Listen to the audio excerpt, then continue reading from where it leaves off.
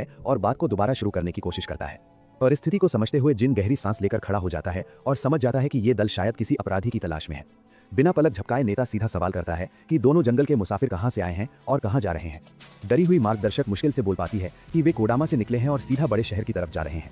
बिल्कुल विश्वास न करते हुए गुस्से वाली सैनिक महिला चालाक मुस्कान देती है, जैसे उसने झूठ पकड़ लिया हो। घमंड से उंगली दिखाकर वो दोनों को नकली गांव वाले और सस्ते धोखेबाज कहती है। जोर जोर से चिल्लाते हुए वो दावा करती है कि कोडामा के जंगल में निचली जाति का कोई जन्म कभी दर्ज नहीं हुआ। ये बात सुनकर जिन मन ही मन सोचता है कि इस राज्य की व्यवस्था काफी मजबूत लगती है, लेकिन सैनिक महिला की हंसी तुरंत गायब हो जाती है जब आर्गस उसकी बात तोड़ देता है। शांत स्वर में वो समझाता है कि लड़की के कपड़े महंगे और कोमल रेशम से बने हैं, जो सिर्फ असली उच्च कुल के लोग ही पहन सकते हैं। अपनी साथी को डांटकर वो दोबारा कहता है कि लड़की के कपड़े ही उसकी असली पहचान साबित करते हैं। अचानक तेज हरकत में नेता अपनी तलवार निकाल लेता है। उसे अंधेरे में और बड़ा खतरा महसूस होता है। तलवार की धार जिन के चेहरे के पास लाकर वो आरोप लगाता है कि सफेद बालों वाले अजनबी जरूर कुछ छुपा रहे हैं। काले कपड़े और अजीब पोशाक देखकर आर्गस पूछता है कि हमारे नायक की शानदार पोशाक का असल स्रोत क्या है। वो बताता है कि हाल ही में कुछ चोर बच्चों को छल के रूप में इस्तेमाल करके लूट मार कर रहे थे। उसी तरीके से तुलना करते हुए नेता आरोप लगाता है कि शायद ये आदमी अमीर लड़की को चुराकर फायदा उठाना चाहता है। इस गलतफहमी से डरी हकामा तुरंत आगे आकर चिल्लाती है कि सब झूठ है। किसान लड़की की हिम्मत से गुस्से में आकर सैनिक महिला तलवार पकड़ लेती है और धमकी देती है कि दोनों को जोर से चुप करा देगी। तभी छोटी लड़की अपनी हथेली में ऊर्जा जमा करती है और सैनिकों के सामने बिजली जैसी चमक पैदा कर देती है। बिना घबराए आर्गस उस रोशनी को ध्यान से देखता है जो बच्ची की हथेली में चमक रही होती है। सख्त आवाज में वो उसे हुक्म देता है कि तुरंत इस छोटी जादुई आग को बुझा दे, वरना मुश्किल खड़ी हो जाएगी। दबाव के बावजूद सैनिक हैरान होती है कि मिट्टी वाले रास्ते पर एक छोटी लड़की पवित्र शक्ति का इस्तेमाल कर रही है। लड़की की रक्षा करते हुए जिन शांत रहता है और सोचता है कि क्या ये छोटा सा नेता सीधी लड़ाई संभाल भी पाएगा। अपना दबदबा बनाए रखते हुए आर्गस कहता है कि काले कपड़े वाले आदमी के जवाब ही तय करेंगे कि कौन जिंदा रहेगा। डर का माहौल बनाते हुए वो तलवार की तीखी नोक सीधे रक्षक की गर्दन पर रख देता है और कहता है कि अभी इसी जगह सब फैसला हो जाएगा। अधिकार भरी आवाज में नेता कहता है कि जरूरत पड़ी तो वो इसी गीली जमीन पर दुश्मन को काट देगा। भूत जैसी खामोशी में हमारा नायक बस गुस्से भरी नजर से उसके हर खुले मौके का अध्ययन करता रहता है। अपनी धमकी दोबारा दोहराते हुए आर्गस फिर पूछता है कि सफेद बालों वाले आदमी का असली जन्मस्थल क्या है, और कसम खाता है कि अगर उसकी आवाज में झूठ महसूस हुआ तो वो तुरंत उसका सिर काट देगा। एक खामोश और टेंस माहौल में हमारा एमसी बस नाइट को घूरता रहता है, फिर धीरे से बोलना शुरू करता है। उसके सामने खड़ा आर्गस माथे पर पसीने की बूंदें लिए इंतजार करता है। बस एक गलत लफ्ज या एक छोटा सा मूव और लड़ाई तुरंत शुरू हो सकती थी। एक लंबी और थकी हुई सांस लेते हुए ट्रैवलर बताता है कि वो उस छोटे और शांत गांव से आया है जिसका जिक्र लड़की ने किया था। ये सुनते ही गुस्से से भरी सबॉर्डिनेट तुरंत उसकी बात का विरोध करने लगती है और कॉन्वर्सेशन के शुरू में लड़की ने जो फैक्ट्स बताए थे उन्हें याद दिलाती है, लेकिन उसका बॉस उसे फिर से बीच में ही रोक देता है। वो कहता है कि इस अंधेरे अजनबी की बातों में उसे पूरे कन्विक्शन महसूस हुआ। अपनी चमकदार तलवार को शीथ में रखते हुए वो छोटी लड़की की तरफ मुड़ता है और पूछता है कि क्या ये पतला सा लड़का वाकई पहाड़ों के गार्डियन गॉड का इनकारनेशन है। ब्लॉन्ड कैप्टन हमारे हीरो को सर से पैर तक ध्यान से देखते हुए उसका अंदाजा लगाता है। सीधे और ठंडे टोन में एमसी कहता है कि छोटी मोटी बातें यहीं खत्म कर देते हैं। अपनी ऑफिशियल एटिकेट बनाए रखते हुए कैप्टन अलविदा कहता है और बोलता है कि ऐसे एनकाउंटर्स गार्ड की ड्यूटी का हिस्सा होते हैं। घोड़े पर बैठकर वो कहता है कि शायद रॉयल कैपिटल में दोबारा मुलाकात हो, क्योंकि सभी वहीं जा रहे हैं। जाते जाते वो एक इन्विटेशन भी छोड़ देता है अगर रास्ते में किसी मदद की जरूरत पड़े तो। रेंज को हल्का सा खींचकर पूरी ट्रूप कैंप से मुड़ जाती है और रात के अंधेरे में अपनी पेट्रोल फिर से शुरू कर देती है। टेंशन खत्म होते ही जिन गहरी सांस छोड़ता है, जैसे बिना वजह एक बड़ी लड़ाई होने वाली थी। थोड़ी दूर जाते ही गुस्से वाली सबॉर्डिनेट अपना सब्र खो देती है। वो पूछती है कि सिर्फ 2 सस्पिशियस गांव वालों से वो लोग पीछे क्यों हट गए। नफरत से भरी वो चिल्लाती है कि वो पतला लड़का सबसे खतरनाक टाइप का है और उससे प्योर डेंजर की ऑरा महसूस हुई। डार्क एक्सप्रेशन के साथ कैप्टन धीरे से इंफीरियर शब्द दोहराता है, जैसे पूरी सीन को अपने दिमाग में दोबारा देख रहा हो। उसका सिर घूमने लगता है क्योंकि अब उसे शक होने लगता है कि असल में पावर पिरामिड के नीचे कौन था। वाइस कैप्टन भी आंखें झुकाकर मान लेती है कि उस अजनबी की बिजार ऑरा सच में अलग थी। ब्लू हेड नाइट सीधा सवाल करती है, क्या हम सब ने उसकी पावर को गलत जज किया। एक सोल्जर सच बोलते हुए कसम खाता है कि पूरी पेट्रोल और उस ब्लैक कोट वाले आदमी के बीच स्ट्रेंथ का डिफरेंस बहुत ज्यादा था। लीडर फिर रात का सबसे बड़ा शॉक रिवील करता है। वो कहता है कि उसने दिमाग में 3 बार जिन पर मेंटल अटैक सिमुलेट किया, लेकिन एक भी सक्सेसफुल नहीं हुआ। अपनी इमेजिनेशन में उसने कई डेडली स्वॉर्ड स्ट्राइक सोची, हर एक सीधा एनिमी की गर्दन पर, लेकिन हर बार जब इमेजिनरी ब्लेड हीरो की स्किन को छूने वाला होता, तुरंत एक ठंडी और डरावनी डेथ हॉरा वापस अटैक करती और 1 सेकंड से कम में नाइट को ही काट देती। ये सुनकर सब डर जाते हैं।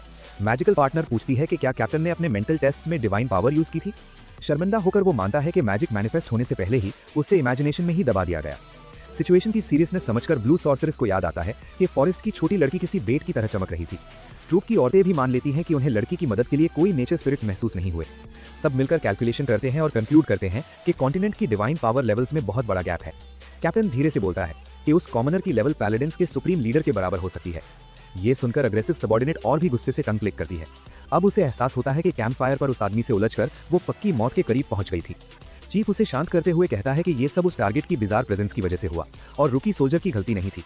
पजल के पीसेस जोड़ते ही स्क्वाड तुरंत समझ जाती है कि ये डार्क मैन शायद कोडामा के मॉन्स्टर मैसेकर से जुड़ा हुआ है। डेंजर के बावजूद कैप्टन काम रहता है और रेकमेंड करता है कि फिलहाल उन गांव वालों को इग्नोर कर देना ही बेहतर होगा ताकि अननेसेसरी कैजुअलिटीज ना हो। सिचुएशन सीरियस देखकर वो ऑर्डर देता है कि कैवलरी तुरंत रॉयल कैपिटल की तरफ मार्च करे और इस मिस्टीरियस एनकाउंटर की रिपोर्ट करे। जिन के दिमाग में एक और सवाल घूम रहा था, लोग एनिमल्स जैसे कैसे बन गए और एक नॉर्मल इंसान जिसके सिंपल स्मूथ ईयर्स हों वो इस दुनिया में इतना नीचे क्यों गिर गया। चीफ के ईगो की चिंता किए बिना गाइड सीधा सच बोल देती है। वो कहती है कि ओरिजिनल ह्यूमंस अब फूड चेन के सबसे निचले लेवल पर पहुंच चुके हैं। आज की इस क्रूअल दुनिया में सिंपल ह्यूमन बॉडी किसी भी अडेप्टेड रेस के सामने बिल्कुल कमजोर पड़ जाती है। बात और भी बुरी हो जाती है जब एमसी को पता चलता है कि छोटी और वीक स्पीशीज अक्सर कैपिटल के स्लेव ट्रेड रूट्स में बेच दी जाती है। लेकिन हकामा का दिल अच्छा था। वो कहती है कि सिर्फ फिजिकल अपीयरेंस की डिफरेंस की वजह से किसी को जज करना बिल्कुल स्टूपिड और अनफेयर है।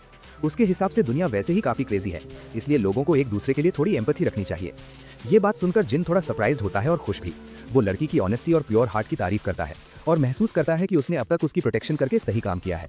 तभी अचानक रोड के साइड में एक हैवी स्टेप पड़ता है और सूखी ब्रांच टूट जाती है। शांति का माहौल तुरंत टूट जाता है। झाड़ियों के बीच से मदद के लिए एक दर्द भरी चीख सुनाई देती है। कुछ ही सेकंड्स बाद ब्लू हेड लड़की पूरी तरह गंदी और जख्मी हालत में बुशेस से बाहर निकलकर रोड पर गिरकर घुटनों के बल बैठ जाती है। हकामा बिना सोचे तुरंत उसकी तरफ भागती है और उसे संभालते हुए पूछती है, तुम ठीक हो? जिन दूर से उस एग्जॉस्टेड लड़की को देखकर हैरान रह जाता है। इतनी सुनसान जर्नी के बीच ये डिजास्टर इतनी कन्वीनियंटली कैसे आ गया? वो जोर जोर से सांस ले रही थी, मिट्टी उगल रही थी और लग रहा था कि कभी भी बेहोश हो सकती है। जिन एक नजर में नोटिस करता है कि वो भी उसी इंफीरियर स्पीशीज से बिलोंग करती है जिससे वो खुद करता है। उसका पूरा बॉडी कांप रहा था और उसके कपड़े खून से भरे हुए थे। हकामा शॉक में उसके फटे हुए आर्म्स और इंजर्ड लेग्स की तरफ इशारा करती है। वो लड़की को अपनी गोद में लेकर उसे तसल्ली देने लगती है और कहती है कि थोड़ा सा और हिम्मत रखो। जिन बिल्कुल काम रहकर अपना हाथ आगे बढ़ाता है और अपनी ग्लोइंग पाम में हीलिंग टेक्नोलॉजी चार्ज करने लगता है। लेकिन तभी उस जख्मी लड़की की आंखों में एक चमक सी दिखती है। जिन तुरंत समझ जाता है कि कुछ गड़बड़ है। एक ठंडी और सख्त आवाज में वो ऑर्डर देता है, कोई भी 1 इंच भी नहीं हिलेगा। अगले ही पल मास्क गिर जाता है। वो सो कॉल्ड विक्टिम तुरंत एक चाकू हकामा की गर्दन पर रख देती है और धमकी देती है कि अगर किसी ने मूव किया तो खून बहेगा। हकामा की आंखें शॉक से फैल जाती हैं। उसे समझ आ जाता है कि अपनी मदद करने की कोशिश में वो खुद हॉस्टेज बन गई है। जिन बिल्कुल आइस कोल्ड एक्सप्रेशन के साथ उस ट्रैप को देखता है और कल रात ब्लॉन्ड गार्ड कैप्टन की बातें याद करता है। किडनैपर नर्वस हंसी के साथ बोस्ट करती है, कहती है कि उसका फेक क्राइम प्लान परफेक्टली काम कर गया। जिन तुरंत समझ जाता है कि अगर बेट काम कर गया है तो पूरा गैंग जरूर जंगल में छिपा हुआ होगा। और सच में कुछ ही पलों में झाड़ियों में हल्की सी आवाज होती है और एक बड़ा सा ब्रूट बैंडिट स्लोप से नीचे उतरता हुआ दिखाई देता है। स्वैगर के साथ आते हुए वो अपनी पार्टनर की तारीफ करता है और कहता है कि अब रियल हॉरर शो शुरू होगा। उसके पीछे और भी मर्सनरीज नजर आते हैं जो अपनी इनविजिबिलिटी कैमोफ्लेज टेक्नोलॉजी का यूज कर रहे थे। लेकिन जैसे ही वो मूव करते हैं उनकी इनविजिबिलिटी ब्रेक हो जाती है। उसी सेकंड जिन लाइटनिंग स्पीड से अपनी हिडन ब्लेड निकालता है और उसका टिप सीधा लीडर की गर्दन पर रख देता है।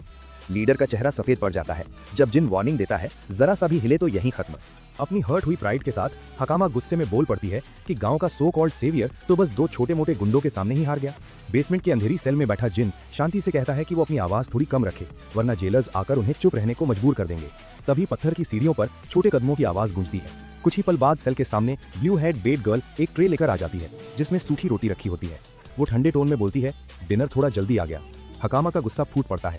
वो बार्स के पास दौड़कर आती है और चिल्लाती है कि अगर उसे मौका मिला तो वो इस धोखेबाज को यहीं गला दबाकर मार देगी। लेकिन ब्लू हेड लड़की गहरी सांस लेकर कहती है कि उसे पता था उन दोनों से कभी माफी नहीं मिलेगी।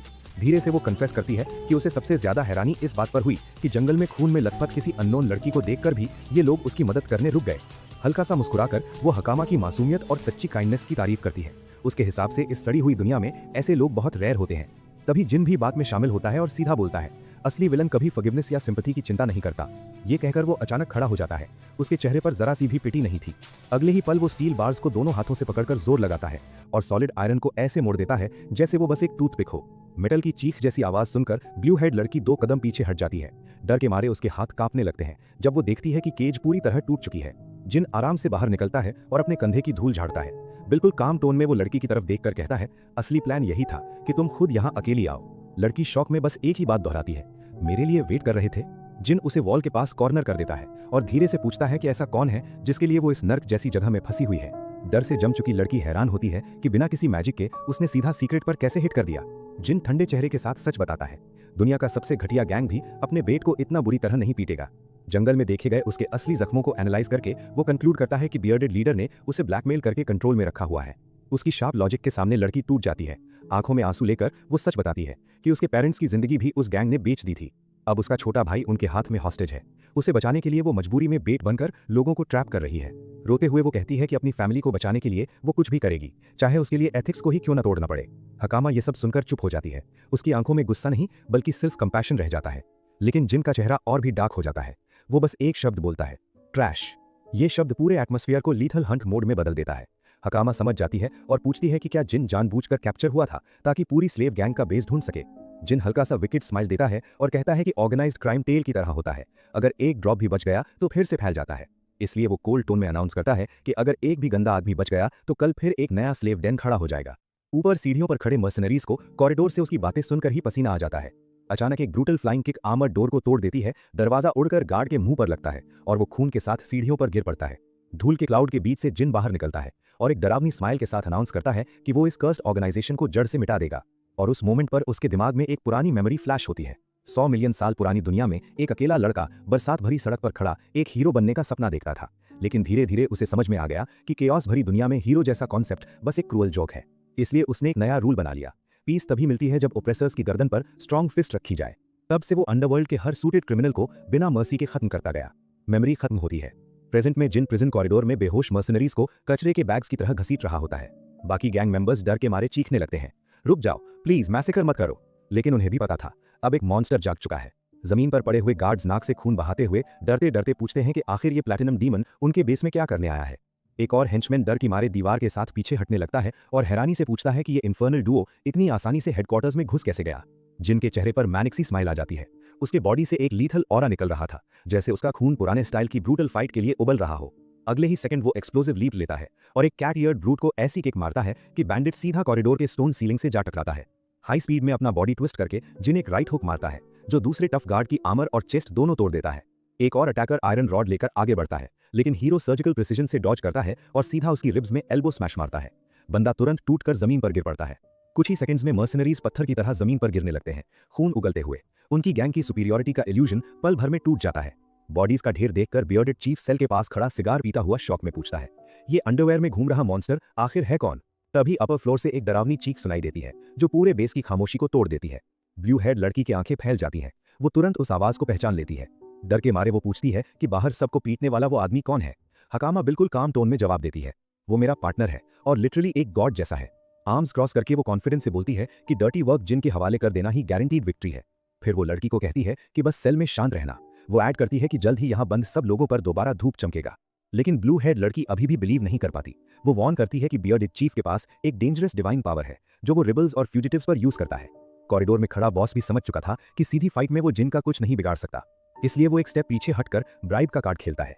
नर्वस हंसी के साथ वो पूछता है कि क्या इतनी वायलेंस को बहुत सारे गोल्ड के बदले में नेगोशिएट किया जा सकता है। वो और भी रिडिकुलस ऑफर्स देता है, लीडरशिप पोजीशन, पर्क्स, हत्ता कि स्लेव्स को पर्सनल रिवॉर्ड के रूप में रखने का सजेशन देता है। वो केजेस में डरे हुए बच्चों की तरफ इशारा करता है और कहता है कि अगर जिन उसकी जान छोड़ दे तो वो हॉस्टेज की छोटी सिस्टर तक दे देगा।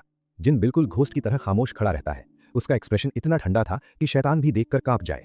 फिर वो सीधा पूछता है, हो गया तुम्हारा बकवास या और झूठ बोलना बाकी है अपनी जिंदगी के आखिरी मिनट में। बॉस घबरा जाता है। उसे समझ नहीं आता कि सामने वाला आदमी इतना काम होते हुए भी इतना डेडली कैसे लग रहा है। जिन धीरे धीरे आगे बढ़ता है और आईब्रो रेज करके पूछता है कि उसने फाइट के स्टार्ट में अपनी फेमस स्पिरिचुअल मैजिक क्यों नहीं यूज की। कॉर्नर्ड बॉस जल्दी से सोचता है और खुद को कन्विंस करता है कि शायद जिन की इंटिमिडेशन ने उसका मैजिक चैनल ब्लॉक कर दिया। हीरो थोड़ा सा स्कॉफ करता है और बोलता है कि अच्छा लगता है जब कोई हाफ बेक्ड विलन मिल जाता है जो खुद को रियल फिस्ट फाइट में संभाल ही नहीं सकता। इंसल्ट सुनकर बैंडिट गुस्से से जल उठता है। जिन उसकी आंखों में देखकर कहता है कि एक नेकेड प्रिजनर को अंडर एस्टिमेट करना उसकी सबसे बड़ी स्टुपिडिटी थी। और जब डिफीट का टेस्ट उसके गले तक पहुंच गया तो वो घटिया ब्राइब का सहारा लेने लगा जो उसकी कावर्डिस दिखाता है। कंप्लीटली डेस्परेट होकर बॉस अचानक कॉरिडोर के एंड पर भागता है और इमरजेंसी लेवर खींच लेता है। तुरंत हैवी मेटल की चीख जैसी आवाज बेस में गूंजने लगती है। प्रिजन के डार्क विंग में एक जायंट वॉल्ट डोर खुल जाता है। उस हिडन सेल के अंदर से एक पर्पल म्यूटेंट बीस्ट जोर से दहाड़ता है। वो स्टील बार्स को तोड़ने की कोशिश करता है और उसके मसल्स देखकर लगता है जैसे वो सब कुछ फाड़ देगा।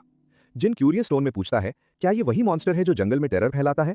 बियर्डेड चीफ क्रेजी हंसी के साथ कंफर्म करता है कि ये बीस्ट कैपिटल के बड़े लोगों के कॉम्बैट एक्सपेरिमेंट्स के लिए स्पेशली मंगवाया गया था। अब उसे लगता है कि गेम पलट गया है। मॉन्स्टर बार्स तोड़कर सीधा प्लैटिनम हेड मैन पर जंप करता है अपनी क्लॉज से उसे क्रश करने के लिए। लेकिन इंपैक्ट के मोमेंट पर बीस्ट जिन के क्रॉस्ड आर्म्स के इनविजिबल डिफेंस से टकरा जाता है। डस्ट उड़ती है और बॉस शॉक में 3 बार ब्लिंक करता है क्योंकि एक नॉर्मल ह्यूमन ने उस मॉन्स्टर का फर्स्ट अटैक सीधा टैंक कर लिया। क्रीचर के पंचेस को रोककर जिन बोर्ड टोन में कहता है कि उसका बॉडी स्ट्रक्चर ही अब नॉर्मल है। वो मॉन्स्टर को पुश बैक करता है और बताता है कि उसके नर्व फाइबर्स की डेंसिटी इतनी हाई है कि नॉर्मल ब्रूट फोर्स उस पर काम ही नहीं करता। फिर वो डिसाइड करता है कि वार्म अप खत्म हुआ। सीरियस टोन में वो कहता है कि ऐसे इन्वेडर के सामने अब होल्ड बैक करने का कोई रीजन नहीं। अगले ही पल उसके पूरे बॉडी की सेल्स ब्राइट ब्लू लाइट से ग्लो करने लगती हैं और वो अनाउंस करता है कि अब वो अपनी लिमिट तक कॉन्सेंट्रेट की हुई डिवाइन पावर से इस मॉन्स्टर को राख बना देगा। कॉरिडोर में फैल रही मैजिक की भयानक हीट को देखकर बियर्डेड चीफ का हौसला टूट जाता है। वो डर के मारे पसीने से भरी फ्लोर पर पीछे की तरफ रेंगने लगता है, क्योंकि उसके सामने चमक रही रोशनी किसी नाइटमेयर से कम नहीं लग रही थी। एक डेफनी फ्लैश के बाद सब कुछ शांत हो जाता है और वो ह्यूज म्यूटेंट बीस्ट सिर्फ राख बनकर हवा में उड़ जाता है। नंगा खड़ा जिन आराम से उस कावर्ड के सामने रुकता है और हल्की सी आयरनी के साथ पूछता है, तो क्या तुम्हारी गैंग एनवायरमेंटल हीलिंग मैजिक या स्पिरिचुअल पावर से इतनी वीक है? उसके चेहरे पर एक थोड़ी ज्यादा ही सैडिस्टिक स्माइल आ जाती है। सर हल्का सा टिल्ट करके वो फिर पूछता है, अब बताओ नेगोशिएशन टेबल पर और क्या रखोगे? स्मेली बेसमेंट में सब कुछ खत्म हो चुका था। एनिमल ईयर्ड बॉस अपना चेहरा हाथों में छुपाकर नेकेड नैनो मशीन गॉड से रहम की भीख मांगने लगता है। फिर भी वो एक क्रिकेट स्माइल के साथ लास्ट ट्राई करता है। उसे उम्मीद थी कि शायद हीरो किडनैपिंग को माफ करके उसे जिंदा जाने देगा, लेकिन जवाब बहुत छोटा और सीधा था। अगले ही पल एक कॉलोसल पंच उस कावर्ड के चेहरे पर पड़ता है। इंपैक्ट इतना पावरफुल था कि मर्सनरी का स्कल सीधा स्टोन फ्लोर में धंस जाता है और कॉरिडोर में सब कुछ खामोश हो जाता है। ह्यूमन ट्रैश को पीटते पीटते थक चुका जिन फाइनली अपनी बिलवड पैंट्स और कोट पहन लेता है। कपड़े पहनते ही वो रिलीफ की सांस लेता है, जैसे उसका डार्क ब्लैक स्टाइल वापस आ गया हो। अपने कपड़ों का फिट चेक करते हुए वो हवा से बोलता है कि उसका लकी चार्म वापस आ गया है और अब बस ये बोरिंग काम खत्म करना बाकी है। फिर वो बच्चों की सेल के सामने जाकर रुकता है और कहता है कि बस 1 मिनट और पेशेंस रखो, जल्द ही वो केज का लॉक तोड़कर सबको यहाँ से जिंदा बाहर निकाल देगा। अंदर बंद छोटे विक्टिम्स उम्मीद से भर जाते हैं। वो बार्स के पास आकर अपने चेहरे चिपका देते हैं और रिलीफ की सांस लेते हैं। डिसअपीयरेंस को एक्सप्लेन करते हुए जिन मेसी चीफ के ऑफिस में घुस जाता है। वो कैजुअली बोलता है कि बिना किसी प्रूफ के प्रिजनर्स को रिलीज कर देना रियल जस्टिस और गार्ड्स के लिए प्योर स्टुपिडिटी होती है। वुडन ड्रॉर्स को खोलते हुए वो अंदर सर्च करने लगता है। कुछ ही देर में उसे पुराने पेपर स्क्रोल्स और कीज मिल जाते हैं जो एक हिडन कॉर्नर में छुपाए गए थे। ये देखकर उसे तुरंत समझ आ जाता है कि यहाँ करप्शन का पूरा गेम चल रहा था। एक पुरानी और घिसी हुई शीट को हाथ में पकड़कर वो कहता है कि इस डॉक्यूमेंट में सेटअप और बड़े लोगों की इन्वॉल्वमेंट की बदबू आ रही है। लेकिन जब वो पेज को ध्यान से देखता है तो उस पर स्ट्रेंज एनक्रिप्टेड कोड जैसी राइटिंग लिखी होती है। जिन एक सेकंड के लिए स्मर्क करता है, फिर रियलाइज करता है कि ये न्यू एरा की लैंग्वेज है। और सच ये था कि उसके पुराने जमाने के लेटर्स अब बिल्कुल बेकार हो चुके थे। मतलब सिंपल वर्ड्स में वो एक भी लाइन पढ़ नहीं पा रहा था। थोड़ा एम्बैरेस्ड होकर वो साय करता है और पेपर्स को कोट में रख लेता है। अपने आप से बोलता है कि कल से उसकी ट्राइबल गाइड ही उसकी प्राइवेट ट्यूटर बनेगी। फिर वो 4 आर्म्ड म्यूटेंट के रिमेन्स के पास बैठ जाता है और सोचने लगता है कि आखिर किसने इस मॉन्स्टर को बनवाया होगा। अपनी पाम को ग्रीनिश एनर्जी से ग्लो करते हुए वो ब्लड से भरी फ्लोर पर स्कैटर्ड नैनो मशीन्स को एक्टिवेट करता है। एयर में बची हुई नैनो मशीन सेल्स को हैक करके वो इनविजिबल कैमरास का पूरा डेटा फीड निकाल लेता है। हवा में होलोग्राफिक स्क्रीन्स अपीयर हो जाती हैं जो लास्ट वीक का पूरा फुटेज मूवी की तरह दिखाने लगती हैं। जिन फोकस के साथ सब कुछ देखता है, बस एक ही चीज ढूंढते हुए, कैपिटल के बड़े लोगों का चेहरा। उसे पता था कि अगर बायर मिल गया तो इस पूरी स्लेव ट्रेड प्लेग को जड़ से काटा जा सकता है। ब्लू ग्लोइंग डेटा के बीच खड़ा जिन अपनी कोल्ड आइज से डिसाइड करता है कि इस कंट्री की पॉलिटिकल गंदगी को साफ करना ही पड़ेगा, चाहे उसके लिए ब्रूट फोर्स ही क्यों ना यूज करना पड़े। दूसरी तरफ अपनी सेल में बंद बियर्डेड लीडर रॉयल सोल्जर्स को देखकर भी बिलीव नहीं कर पा रहा था कि उसका क्रिमिनल एम्पायर गिर चुका है। अंधेरे में वीक सी हंसी के साथ वो बोलता है कि उसके पास एक डेंजरस गॉसिप है। उसकी आंखों में मैलिस चमकती है जब वो कहता है कि जल्द ही पूरा किंगडम एक बड़े सरप्राइज में चलने वाला है। सुबह का वक्त, सिटी के मेन स्क्वायर में जिन खड़ा है और रात की डिस्ट्रक्शन के बारे में सोच रहा है। स्टोन और वुड से बने खूबसूरत घरों के बीच मार्केट खुलना शुरू हो चुका था। मर्चेंट्स अपने स्टॉल्स लगा रहे थे और क्राउड क्यूरियस होकर देख रहा था कि गार्ड्स बैंडिट्स को एक लाइन में बांध कर ले जा रहे हैं। ब्लू हेड लड़की भीड़ में किसी को डेस्परेटली ढूंढ रही थी। तभी अचानक एक छोटा ब्लू हेड लड़का भीड़ से भागते हुए उसकी तरफ आता है। लड़की तुरंत घुटनों पर गिर जाती है और आर्म्स ओपन कर देती है। दोनों भाई बहन एक दूसरे को इतनी जोर से हग करते हैं जैसे दुनिया का सबसे लंबा हग हो। रोते हुए वो अपने भाई को पकड़कर हेवन को थैंक करती है कि उसका आखिरी फैमिली मेंबर बच गया। आंखों में आंसू लेकर वो जिन की तरफ देखती है और कहती है कि आप तो ह्यूमन फॉर्म में एक गॉड हो। जिन ऑकवर्ड होकर अपना चेहरा साइड कर लेता है और कहता है, मैं बस एक नॉर्मल बंदा हूं। फिर वो क्विकली टॉपिक चेंज करता है और गार्ड्स की तरफ पॉइंट करके पूछता है कि क्या ये मिलिट्री पुलिस है। हकामा एक्सप्लेन करती है कि ये लोकल गिल्ड के लोग हैं और हेल्प के लिए उसने ही पहले चिल्लाया था। फिर वो एक हॉर्न्स वाले बियर्डेड ओल्ड मैन की तरफ इशारा करती है और बोलती है कि ये यहाँ के बिग बॉस हैं। ओल्ड मैन उनके पास आता है और थैंक्स बोलता है। वो पूछता है कि क्या एनिमी बेस को डिस्ट्रॉय करने वाला ये पतला डार्क कोट वाला लड़का ही है। अपना इंट्रोडक्शन देते हुए वो कहता है, मेरा नाम बड्रैक है, मैं गिल्ड का लीडर हूँ। वो जिन को रीजन की सफाई के लिए थैंक्स करता है, लेकिन साथ ही वो जिन को बहुत शार्प और सस्पिशियस नज़र से एनालाइज भी करता है। उसे तुरंत रियलाइज हो जाता है कि पूरा बटालियन खत्म करने के बाद भी जिन के शूज़ पर धूल का एक पार्टिकल तक नहीं है। इससे उसे समझ आ जाता है कि ये आदमी बिल्कुल आम नहीं है। ओल्ड वेटरन को याद आता है कि फॉरेस्ट के मर्सनरीज सबसे डेंजरस फाइटर्स में से थे। जिन क्विकली सिचुएशन समझ लेता है और कंक्लूड करता है कि इस एरिया का फ्यूडल लॉर्ड बिल्कुल यूजलेस है जो अपने ही लैंड के प्रॉब्लम सॉल्व नहीं करता। मास्टर बड्रैक भी मान लेता है कि लोकल नोबल्स छोटे क्राइम्स की बिल्कुल परवाह नहीं करते, इसलिए सब काम गिल्ड को ही करना पड़ता है। वो इरिटेट होकर कहता है कि अगर किंग भी मना करे तो भी गिल्ड छुपकर क्रिमिनल्स को खत्म करता रहेगा। जिन अपने दिमाग में ट्रांसलेट करता है इस न्यू वर्ल्ड में नोबल्स मेयर्स की तरह हैं और गिल्ड एक्चुअल मसल पुलिस का काम करती है।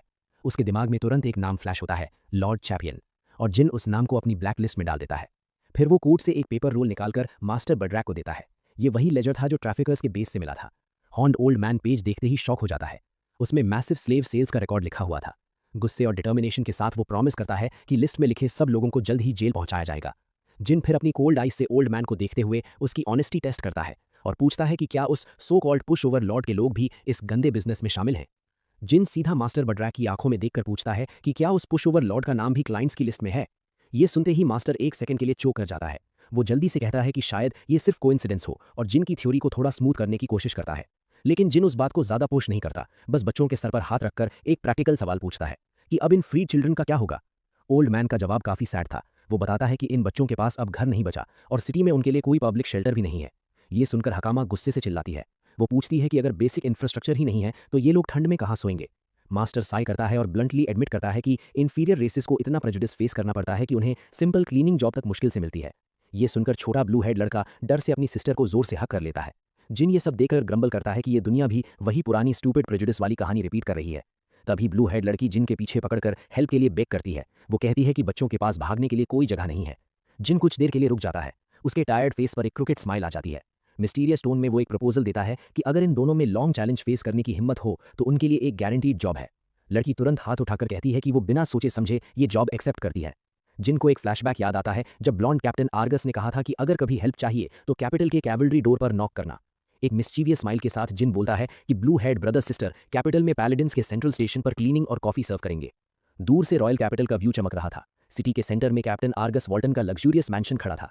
आर्गस अचानक एक ठंडी सी शिवर महसूस करता है, जैसे कोई इनविजिबल थ्रेट उसके करीब आ गया हो। उसका मैजिकल ल्यूटेनेंट तुरंत पूछता है कि क्या कोई इमरजेंसी है, लेकिन कैप्टन बस नर्वस टोन में कहता है कि शायद बस एक अजीब सा चिल था। लॉन्ग जर्नी के बाद वो अपने हॉर्स से उतरता है और सोल्जर्स को अनाउंस करता है कि आज का काम खत्म। सबको रेस्ट लेने का ऑर्डर देकर वो अपने जाइंट मैंशन में एंटर करता है। हाई सीलिंग हॉल में रेड कारपेट पर चलते ही मेड्स लाइन में कर्टसी करती हैं, लेकिन आर्गस उन्हें इग्नोर करके सीधा अपने मुस्टैश्ड बटलर से पूछता है कि सिटी में क्या गॉसिप चल रहा है। बटलर कामली बताता है कि उसके डेस्क पर एक बड़ा मेस रिपोर्ट के लिए वेट कर रहा है। फॉर्मल टोन में वो सिटी के पॉलिटिकल और क्रिमिनल प्रॉब्लम्स की डिटेल्स बताता है। सब सुनकर आर्गस का जॉ टाइट हो जाता है। वो रियलाइज करता है कि क्राइम एक्सपेक्टेड से बहुत ज्यादा स्पीड से बढ़ रहा है। उसके दिमाग में वर्स्ट केस सिनेरियो चलने लगता है, मल्टी आर्म्ड मॉन्स्टर्स सिटी की पीस तोड़ते हुए। लेकिन वो पैनिक नहीं करता। इंस्टेड वो एक कोल्ड प्लान सोचता है। उसकी सस्पिशन जाकर रुकती है हार्नेस अकेडमी पर, एक फॉरबिडन एरिया जहां ब्लैक मैजिक और सीक्रेट एक्सपेरिमेंट्स चलते हैं। आर्गस डिसाइड करता है कि उसे खुद अंडर कवर जाकर इन्वेस्टिगेट करना पड़ेगा, बिना कैवलरी को इन्वॉल्व किए। दूसरी तरफ डस्टी रोड पर जिन 3 बच्चों के साथ कैपिटल की तरफ चल रहा था। वो रिलैक्स टोन में उन्हें बताता है कि कैपिटल में सब अरेंज हो चुका है और सबको जगह मिल जाएगी। फिर वो ब्लू हेड लड़की को थोड़ा स्ट्रिक्ट टोन में कहता है कि अगर बिग सिटी में सर्वाइव करना है तो लेटर्स और नंबर्स जरूर सीखना पड़ेगा। मोटिवेटेड होकर लड़की एक वाइट स्माइल देती है और प्रॉमिस करती है कि वो जिन को डिसअपॉइंट नहीं करेगी। तभी हकामा के ईयर्स सडनली ट्विच करते हैं। वो हिल के टॉप पर दौड़कर सबको बुलाती है। जिन हिल पर पहुंचकर डीप ब्रेथ लेता है। उसके सामने एक मजेस्टिक मेगा सिटी का व्यू खुल जाता है। जाइगैंटिक वैली में फैली हुई royal capital, infinite walls, centre में ह्यूज पैलेस विथ टावर्स और होराइजन तक फैली हुई रूफटॉप्स का समुद्र। क्लाउड्स के नीचे चमकती हुई वो सिटी देखकर लगता था ये सिर्फ एक कैपिटल नहीं बल्कि पूरी दुनिया का हार्ट है। शहर के बड़े गेट्स खुलते ही मॉडर्न सिविलाइजेशन का सीन सामने आ जाता है और जंगल से आए बच्चे तो बिल्कुल शॉक हो जाते हैं। उनके मुंह खुले के खुले रह जाते हैं इतनी कलरफुल और लाइवली भीड़ देखकर। सड़कों पर तेज भागते कार्स को देखकर जिन हल्की सी स्माइल करता है, जैसे उसे शहर की अफरा तफरी और पैसों की स्मेल अच्छी तरह समझ आ रही हो। फैंसी शॉप्स की तरफ इशारा करते हुए हकामा अपनी दादी की बात रिपीट करती है कि पूरा किंगडम इसी जगह के अराउंड घूमता है। यहाँ तक कि दूर जंगल तक भी कोडामा के महंगे सिल्क फैब्रिक्स की कहानियां पहुंच जाती हैं। जिन को कैंप फायर के पास सुनी हुई बातें याद आ जाती हैं। वो मानता है कि बुद्धि औरत ने सच में कोडामा के फैब्रिक्स का जबरदस्त एडवर्टाइजमेंट किया था, वो भी जंगल के बीच। मार्केट में चारों तरफ देखते हुए प्लैटिनम हेड जिन हर रंग हर स्टॉल को ऑब्जर्व करता है, जैसे किसी प्रेशर कुकर को देख रहा हो जो कभी भी फट सकता है। भीड़ में अलग अलग रेसेस के लोग एक ही जगह पर साथ घूम रहे हैं, जो उसे और क्यूरियस बना देता है। तभी छोटी ब्लू हेड हकामा उसका कोट खींचती है और दूर से चमकते सिल्क की तरफ इशारा करती है। शहर का पीसफुल एटमॉस्फेयर देखकर जिन सोचता है कि कैपिटल की सड़कों पर किंगडम के लॉज काफी अच्छे से काम कर रहे हैं, लेकिन उसकी डार्क इंट्यूशन तुरंत सिग्नल देती है कि सरफेस के नीचे करप्शन जहर की तरह फैला हुआ होगा। सीन अचानक शिफ्ट होता है एक अंधेरी गली में, जहां कुछ अजीब लोग शहर की शांति खराब करने की प्लानिंग कर रहे होते हैं। जिन सड़क पर नजर रखते हुए गहरी सांस लेता है, सोचता है कि हर जमाने में अपने विलन्स पैदा हो ही जाते हैं, चाहे सोसाइटी कितनी भी इंप्रूव हो जाए। बातें बदलते हुए वो हकामा से पूछता है, अकेडमी का एडमिशन टेस्ट कब है? हकामा अपनी उंगलियों पर काउंट करके कहती है, बस 3 दिन बाकी हैं और इतने कम टाइम में बुक्स पढ़ना मुश्किल होगा। तभी एक अमीर ब्लॉन्ड लड़की पास से गुजरती है और ताना मारते हुए कहती है कि यहाँ इंफीरियर मिक्स्ड ब्रीड लोगों से टकराना कितना अनोइंग है। ग्रुप उसे इग्नोर करके आगे बढ़ जाता है। थोड़ी देर बाद वो लोग एक बड़े ब्रिक एंड वुड इन पर पहुंचते हैं। रूम मिलते ही 2 बच्चे सॉफ्ट बेड पर कूद पड़ते हैं, जैसे सालों बाद क्लीन शीट्स देख रहे हों। विंडो के पास खड़े होकर जिन अपने शोल्डर्स रिलैक्स करता है, खुश है कि इतना लंबा सफर करके भी उसने बच्चों को जंगल में